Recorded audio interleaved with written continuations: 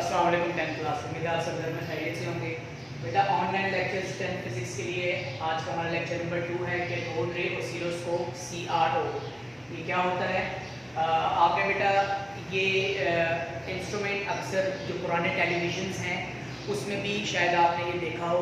इसके अलावा आपने एक स्क्रीन देखी है जो अक्सर हॉस्पिटल्स में लगी हुई होती है, जिसपे आप हार्ट बीट रेट वगैरह आपको पल्सेस नज़र आ रही होती है लाइन की सूरत में, ठीक है। वो आपने स्क्रीन देखी है बेटा। वो स्क्रीन जिस फंक्शंस के ऊपर काम कर रही है, जिस एक मैकेनिज्म पे काम कर रही है, उसे हम CRO कहते हैं। ये CRO है क्या? CRO stands for cathode ray oscilloscope, ठीक है। एक ऐसा इंस्ट्रूमेंट जिसमें कैथोड रे यानी कि इलेक्ट्रॉन बीम को जो हम लोगों ने कैथोड से एस्केप करवाए थे थर्मोइलेक्ट्रिक प्रोसेस के थ्रू। जी, सबसे पहले इसकी डेफिनेशन स्टार्ट करते हैं बेटा जी। Definition: CRO is an instrument which is used to display the magnitude of changing electric currents or potentials। देखिए जी, करंट और जो पोटेंशियल डिफरेंस है उसमें एक वेरिएशन होती है, उसकी वैल्यू ऊपर नीचे होती रहती है।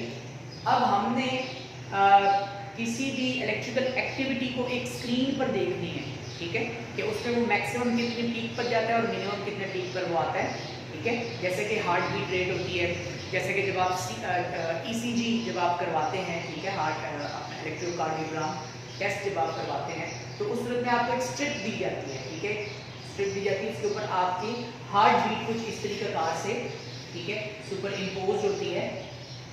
तो ये जो मोशन है ना, ये जो रेट होता है, ठीक है, ये जो डिस्क्रिप्शन है ये प्रॉपर CRO के तहत ही आपको हासिल होती है।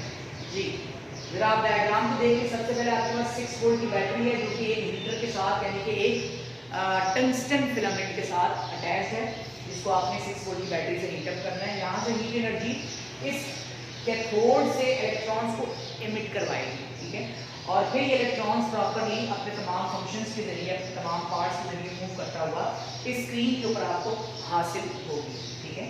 तो ये इसकी एक लेवल डायग्राम आपके सामने, आप गौर से देखें, इसको खुद भी ड्रॉ करेंगे अपने टेक्स्ट बुक से देख के। कंपोनेंट्स ऑफ CRO के 3 कंपोनेंट्स है बेटा। एक है इलेक्ट्रॉन गन, उसके इलेक्ट्रॉन ग्रिड के साथ, दूसरा है डिफ्लेक्शन प्लेट और तीसरा है फ्लोरेसेंस स्क्रीन, ठीक है। पहला इलेक्ट्रॉन गन, दूसरा डिफ्लेक्टिंग प्लेट, तीसरा फ्लोरेसेंस स्क्रीन। इलेक्ट्रॉन गन वाला हिस्सा ये आ जाता है जिसमें आपका battery, heater, cathode, grid G और एक्सेलरेटिंग एनोड वाला हिस्सा आ जाता है। डिफ्लेक्शन प्लेट, डिफ्लेक्शन सिस्टम के अंदर आपकी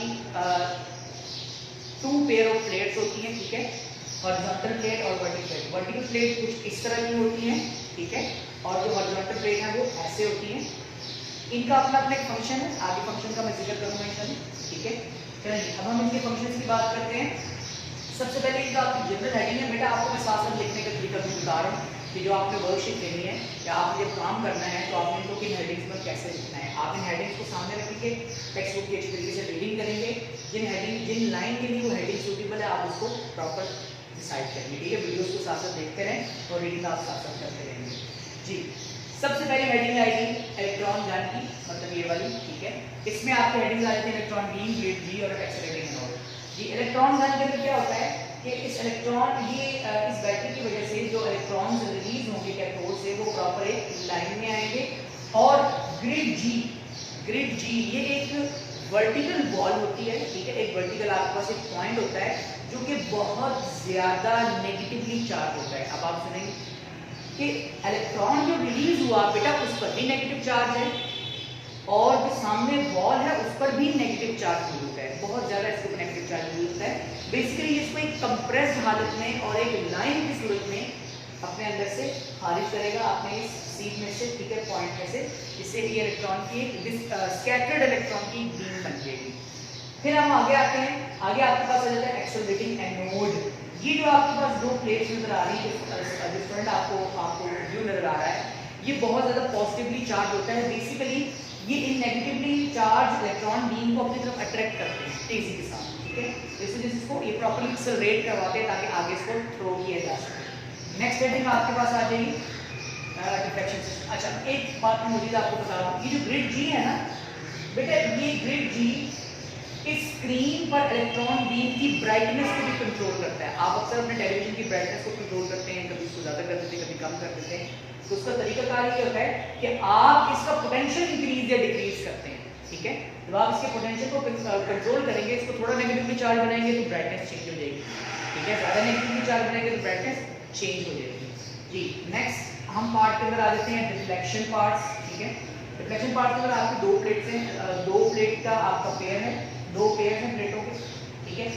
वर्टिकल डिफ्लेक्शन, जो भी सामने एक्सेलरेटिंग नोड से प्रॉपर मूव कर रही है स्क्रीन पर, इसको वर्टिकल मोशन देने के लिए ये जो प्लेट्स हैं बेटा ये ऐसे होती हैं। फर्स्ट करें कि ये जो बोर्ड मार्कर है ये इलेक्ट्रॉन बीम है और मेरे हाथ जो है वो वर्टिकल डिफ्लेक्शन प्लेट्स हैं। तो ये क्या करेगा, ये इस बीम को वर्टिकल मोशन देने के लिए, अगर आप गौर से देखें यहाँ पर बेटा वर्टिकल मोशन भी है इस बीम की, जिसे उसने एक पेज के ऊपर या ग्राफ के ऊपर प्रॉपरली सुपरइम्पोज किया हुआ है, ठीक है। तो वर्टिकल डिफ्लेक्शन के लिए वर्टिकल प्लेट्स हैं और हॉरिजॉन्टल डिफ्लेक्शन के लिए ये जो प्लेट है ये कुछ ऐसे हैं आगे, ठीक है। ये ऐसे हम करते हैं, ठीक है। प्रॉपर जाके एक्स एक्सिस और वाई एक्सिस के ऊपर इसकी मोशन को कंट्रोल किया जा सके। तो आप उस स्क्रीन के ऊपर देखते हैं ना, एक पॉइंट होता है, डॉट होता है, तेजी से ऊपर पीछे अंतर कर रहा होता है, वो ब्राइटनेस दे रहा होता है, ठीक है। तो हम उस ब्राइटनेस को तेजी से कंट्रोल करते हैं, जैसे मैंने पहले बताया आपको जी। तो लास्ट पार्ट आपका आ जाता है फ्लोरेसेंस स्क्रीन। फ्लोरेसेंस स्क्रीन शीशे की बहुत हार्ड ग्लास की एक वॉल होती है।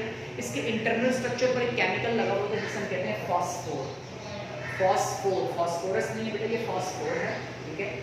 फॉस्फोर एक ऐसा केमिकल की कोटिंग होती है कि इस केमिकल के ऊपर जब इलेक्ट्रॉन बीम प्रॉपर्ली सुपरइम्पोज होती है तो उस सूरत में ये जो मटेरियल है ये ग्लो करता है, चमकता है, फ्लोरेसेंस पैदा करता है, ठीक है। जैसे आप लोगों ने विलियम क्रूक्स के और जे जे थॉमसन के गोल्डस्टीन के जो बात पढ़े थे आपने केमिस्ट्री में, आपने एक चीज में गालिबन शायद विलियम क्रूक्स में ये कहा गया था कि जब वो इलेक्ट्रॉन बीम वॉल के साथ टकराती हैं तो फ्लोरेसेंट पैदा करती है, चमक पैदा करती है। तो सेम ये वही वाला मामला होगा, इसी चमक को, इसी फ्लोरेसेंस को, इसी ब्राइटनेस को हम प्रॉपर्ली एक स्ट्रिप के ऊपर हासिल करते हैं, जिससे डॉक्टर्स हार्ट जो दिल की इलेक्ट्रिकल एक्टिविटी है उसके ऊपर प्रॉपर्ली ऑब्जर्वेशन लेते हैं जी। यूजेस ऑफ सीआरओ के यूजेस क्या है, बिल्कुल लास्ट में आपका टॉपिक है, 3 से 4 लाइन है, ठीक है। सीआरओ के जो यूजेस है बेटा वो आम तौर पर हम हार्ट इलेक्ट्रिकल एक्टिविटी या फिर जो ब्रेन इलेक्ट्रिकल एक्टिविटी है उसको देखने के लिए इस्तेमाल करते हैं। पोटेंशियल्स की चेंजिंग के लिए जो होती है आपकी वेरिएशन होती है, आप उसको प्रॉपर्ली स्क्रीन के ऊपर हासिल करते हैं। इसके अलावा सीआरओ के मजीद भी कुछ इस्तेमाल हैं। आप जब अपनी हेडिंग को गौर से देखें बेटा, सबसे पहले आपने डेफिनेशन लिखनी है, फिर आपने डायग्राम की हेडिंग में इसको ड्रॉ करना है, फिर आपने components of how many components of CRO, there are 3 components of CRO. आप अगर अपने पास एक्स्ट्रा नोट्स भी बना रहे हैं तो इनके शॉर्ट भी बना सकते हैं। कंपोनेंट्स ऑफ सीआरओ आ जाएगा, फंक्शन, इनके तमाम फंक्शंस आ जाएंगे बेटा, ठीक है। हेडिंग्स आपके सामने मौजूद है, आपने 2 दफ़ा या 3 दफ़ा रीडिंग करनी है, फिर उसके बाद आपने तमाम हेडिंग्स को यहाँ पर इंप्लीमेंट करना है। Thank you.